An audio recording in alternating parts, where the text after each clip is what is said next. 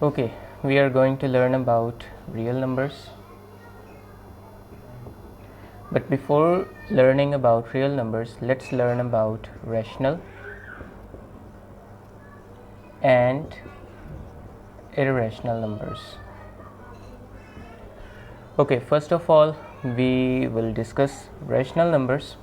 Rational numbers ऐसे numbers हैं जो बटे की फॉर्म में यानी कि p बाय q की फॉर्म में लिखे जा सकते हैं और p और q इंटीजर्स होंगे यानी कि ये z में से बिलोंग करेंगे,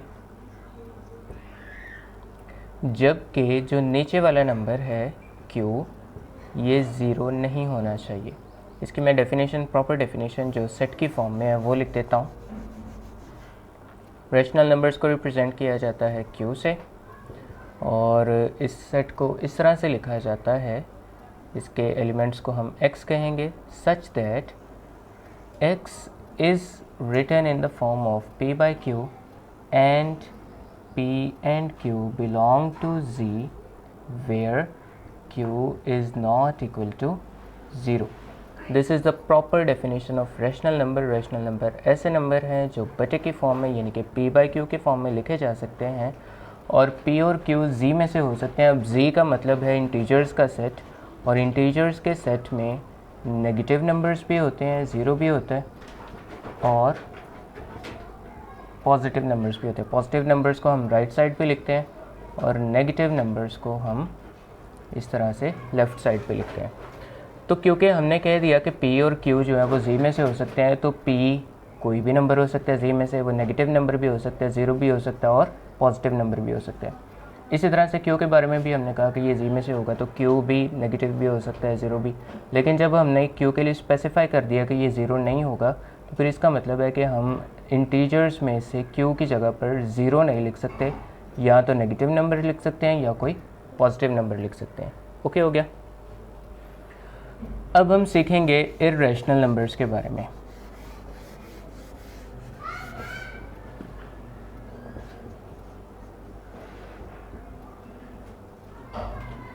अब इर्रेशनल नंबर वो नंबर हैं जो p बाय q की फॉर्म में नहीं लिखे जा सकते। ठीक है, इसकी प्रॉपर डेफिनेशन मैं आपको बता देता हूँ और बाकी सारी चीज़ें सेम ही हैं, रैशनल जैसी ही हैं। इस सेट को रिप्रेजेंट किया जाता है q डैश से। इस छोटे से निशान को हम प्राइम भी पढ़ सकते हैं, डैश भी पढ़ सकते हैं और इसकी डेफिनेशन कुछ इस तरह से है कि इसके एलिमेंट्स को x कहा जाएगा such that x is not equal to p by Q, यानी कि p बाई क्यू के फॉर्म में नहीं लिखा जा सकता, जबकि p और q बिलोंग करेंगे z में से और q नॉट इक्वल टू 0। उस रूम में भेजो इनको।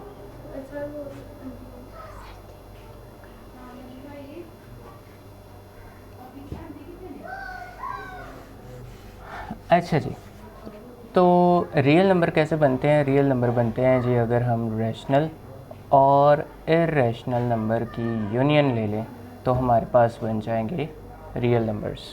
पहले सबसे पहले एक फ़्लो चार्ट में आपको बना देता हूँ। रियल नंबर्स जो हैं ये डिवाइड होते हैं दो टाइप्स में, रैशनल एंड इर्रेशनल।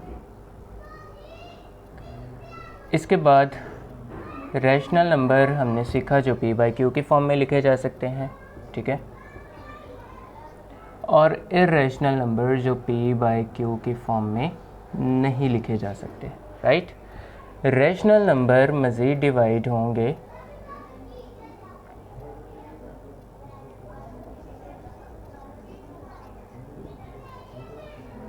रिकरिंग और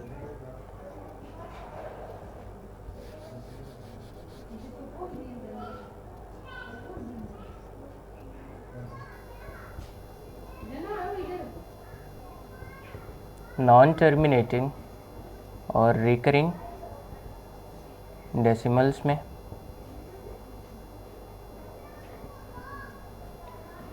और दूसरी जो इनकी टाइप है वो है only terminating decimal numbers. Okay हो गया। इरेशनल नंबर जो हैं ये ऐसे नंबर्स हैं जो नॉन रिकरिंग और नॉन टर्मिनेटिंग टाइप के होते हैं।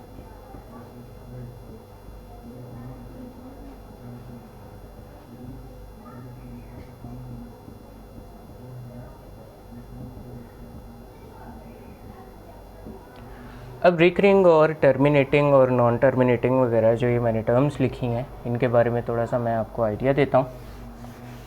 सबसे पहले मैं टर्मिनेटिंग और नॉन टर्मिनेटिंग को डिस्कस करूँगा, उसके बाद रिकरिंग और नॉन रिकरिंग को डिस्कस करूँगा। What is terminating? टर्मिनेट का मतलब होता है ख़त्म कर देना, ठीक है। और टर्मिनेटिंग ऐसा डेसिमल नंबर होगा जो चंद नंबर्स के बाद रुक जाएगा। जैसे हमारा आंसर आ जाए 0.25, तो अगर ये 5 पे आके रुक गया है, आगे नहीं चल रहा, तो ये टर्मिनेट हो गया, रुक गया है, ये टर्मिनेटिंग नंबर है। ओके। जैसे मैं अगर डिवाइड करता हूँ 1/4, ये नंबर p/q के फॉर्म में लिखा हुआ है, p की जगह पे 1 आ रहा है, q की जगह पे 4 आ रहा है, रेशनल की डेफिनेशन को पूरा कर रहा है। अब अगर हम इसको पॉइंट में कन्वर्ट करते हैं तो 1 को हम अंदर रखेंगे और 4 पे डिवाइड कर देंगे। 4 का टेबल अगर हम पढ़ें 1 तो नहीं आ सकता, 1 छोटा नंबर है, तो हम पॉइंट लगा के 0 ऐड करेंगे। 4 का टेबल अगर मैं 2 तक पढ़ता हूँ तो 8 आता है, ठीक है। अब यहाँ से अगर मैं माइनस करूँगा तो 2 आएगा, और पॉइंट ऑलरेडी लगा हुआ है 0 लगा कर हम इसको 20 बना लेंगे। 4 5s are 20, तो 0.25 हमारा आंसर आ गया, और यहाँ तक हमारी डिवीजन ख़त्म हो गई। इसके बाद मज़ीद हमारी डिवीजन कंटिन्यू नहीं होगी। तो ऐसे नंबर को कहा जाता है टर्मिनेटिंग डेसिमल नंबर। और नॉन टर्मिनेटिंग ऐसा होगा जो चलता ही जाएगा, वो कभी ख़त्म नहीं होगा। जैसे मैं अगर 1/3 करूँ,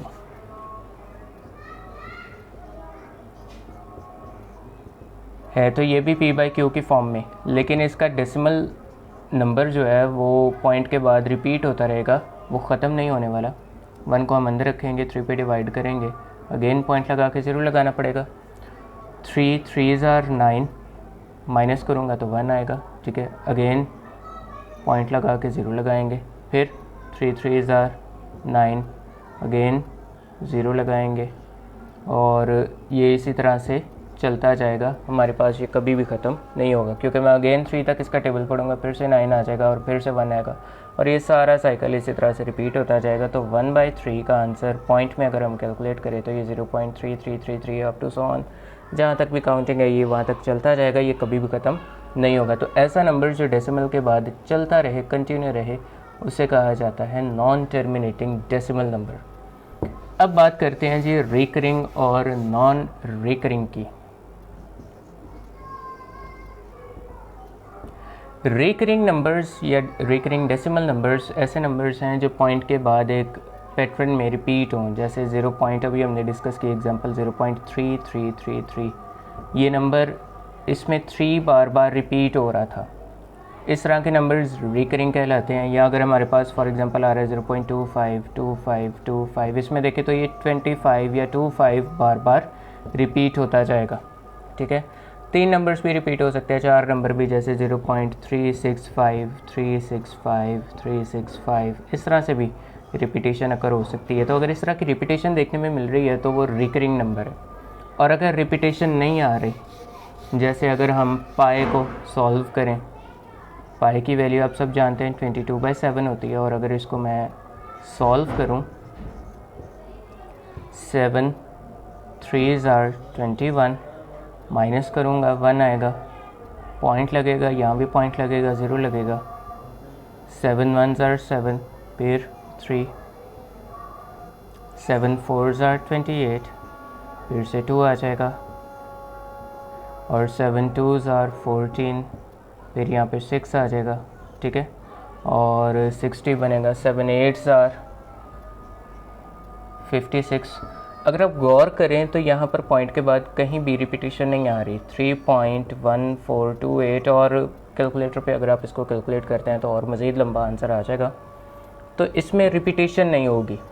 1 आ रहा है, 1 के बाद एक नया नंबर है, 4 आ रहा है, फिर उसके बाद एक नया नंबर है 2, उसके बाद एक नया नंबर है 8, यानी कि कोई भी नंबर यहाँ पर दोबारा रिपीट नहीं हो रहा। और अगर रिपीटेशन नहीं आ रही तो फिर ये नॉन रिकरिंग नंबर है। और इस तरह के जितने भी नंबर्स हैं, जैसे पाई की वैल्यू है वो नॉन रिकरिंग है, ई जो है इसकी वैल्यू भी 2.718 समथिंग और इससे आगे मज़ीद चलती रहती है, और ये नॉन रिकरिंग नंबर्स कहलाते हैं। तो अब मैंने जो फ़्लो चार्ट बनाया था उसमें मैंने बताया कि रैशनल नंबर्स वो नंबर्स हैं जो रिकरिंग हों और टर्मिनेटिंग भी हों, ठीक है। तो ऐसा नंबर जो टर्मिनेट हो रहा है जैसे 0.25, this comes in the category of rational number, ठीक है। ऐसा नंबर जो रिपीट हो रहा है जैसे 333, ये ख़त्म तो नहीं हो रहा, टर्मिनेटिंग तो नहीं है, लेकिन ये रिकरिंग है, रिपीट हो रहा है, तो ये भी रैशनल की कैटेगरी में आएगा। लेकिन दूसरी तरफ ऐसे नंबर जो रिपीट भी नहीं हो रहे, 3.1428 रिकरिंग भी नहीं है, ख़त्म भी नहीं हो रहे और रिपीट भी नहीं हो रहे, तो इस तरह के नंबर्स इर्रेशनल की कैटेगरी में आएंगे। बंद कर दो।